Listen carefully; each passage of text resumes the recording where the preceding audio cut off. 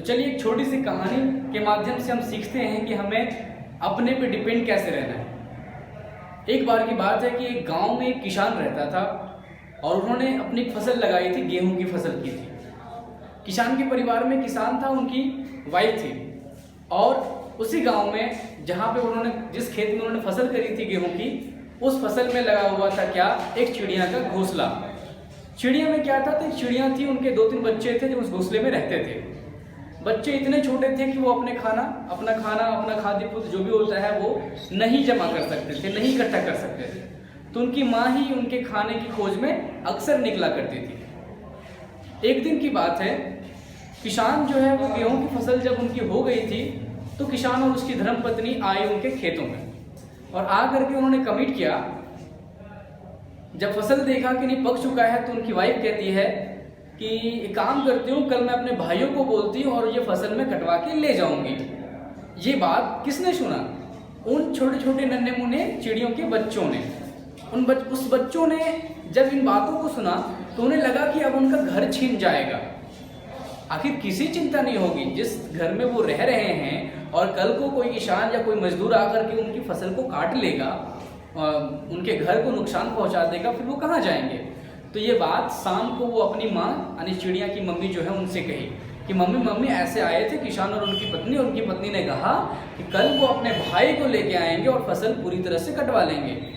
उनकी माँ ने कहा चुप रहो, फसल कटने से रही, फसल नहीं कटेगी अभी, तुम चिंता मत करो।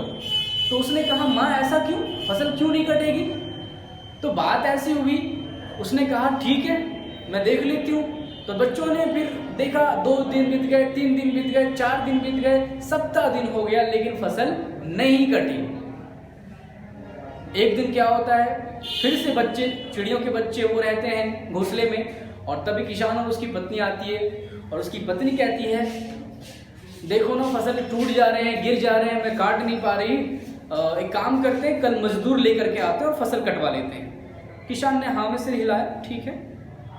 अब चिड़ियों के बच्चों को फिर से हैरानी हो गई, अब तो जरूर फसल कट जाएगी। मम्मी को फिर से बताया, मम्मी ने कहा चुप करो, फसल नहीं कटने वाली। अब ये तो आश्चर्य हो गया ना भाई कि 2 बार कमिट कर दिया, फसल क्यों नहीं कट रही है? फिर से 2 दिन बीत गए, 3 दिन बीत गए, फसल नहीं कटी।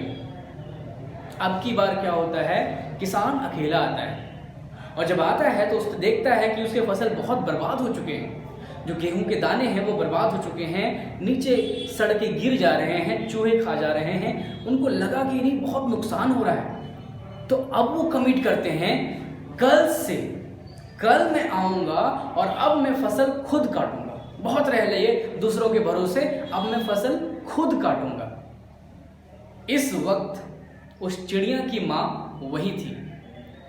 अब उन्होंने बच्चों से कहा बच्चों अब हमें इस घर को छोड़ देना चाहिए क्योंकि किसान अब अपने सुर पे आ गया है और ये अब फसल जरूर काटेगा। क्यों? क्योंकि ये अपना काम खुद करेगा।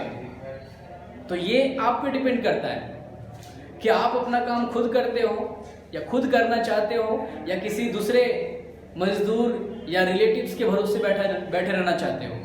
सीटेट की तैयारी करने के लिए आपके अंदर वो जज्बा, वो जुनून होना चाहिए। अगर नहीं है तो फालतू में आप उतने पैसे बर्बाद मत करो, ठीक है। अगर आप पैसे इन्वेस्ट किए हो, लगाए हो फॉर्म भरने में, तो प्लीज़ कॉपरेशन और प्लीज़ पूरी तरह से मेंटली प्रिपेयर हो लो कि हमें इस एग्ज़ाम को अच्छी तरह से एनालाइज करके निकालना है, स्टडी करके निकालना है। तो एक छोटी सी मोटिवेशन थी जिससे आपको ये समझ में आए कि ये अपना काम हमें खुद करना चाहिए।